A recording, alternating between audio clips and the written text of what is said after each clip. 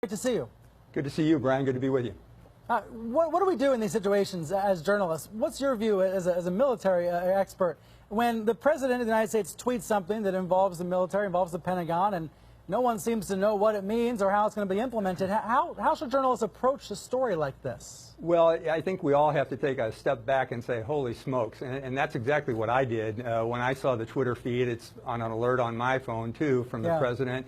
It was about 8:55 in the morning. I was thinking to myself, the chairman has a problem today because, he's probably been at work for a couple of hours at that point. He gets this Twitter announcement. It hasn't come through the chain of command. It's not how things are normally done in the military. There's usually a whole lot of collaboration and coordination before major policy issues are decided. It didn't happen that way. His boss was on vacation. The Secretary of Defense was on leave. So I'm sure the chairman pulled in his public affairs officer and his lawyer very quickly and then called Secretary Mattis and said, have you seen this? What do you know about this? It's not a good way to start the day. It doesn't confirm with the way the military normally does business, especially when you're dealing with people who are deployed all over the world in terms of the numbers of transgender soldiers, sailors, airmen, and Marines in the force. And it's an unfair way to do business, quite frankly. Yeah, this was a story that needed a lot of reporting, needed a lot of detail, and I think that did happen within hours, a lot of the information for the audience. Let me put on screen a Twitter post you shared this week. I love your Twitter account. One of your tweets, you said, as I've said many times, we have not yet had a crisis under this president. We will. And character will be important in addressing that crisis. Here's the question. I think a lot of Trump skeptics or Trump critics would say, this is the crisis. We are in the crisis. The president is the crisis. Do you agree? What do you think of that? I think that's partly true.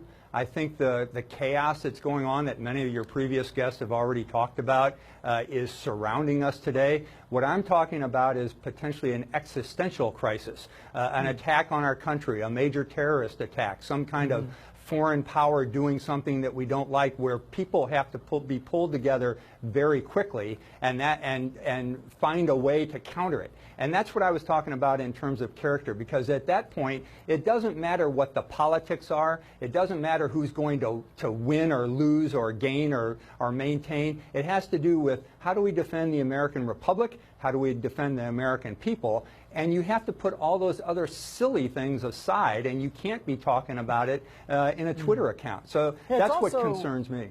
It's easy to cover palace intrigue. It's hard to cover character and ethics. It's a harder thing to get addressed on television, isn't it?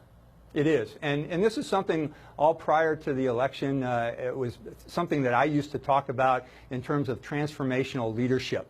It has to do with character, your presence, and your intellect, your knowledge of how to do it. It's how you build trust. It's how you develop your subordinates into a team. And it's the techniques you use to take action. And in my view, many of those things are lacking in this administration. And yet many of the Trump supporters continue to say, oh, he's the greatest thing going. But frankly, you don't see the action, and the character is not in full view. Let's put it that way.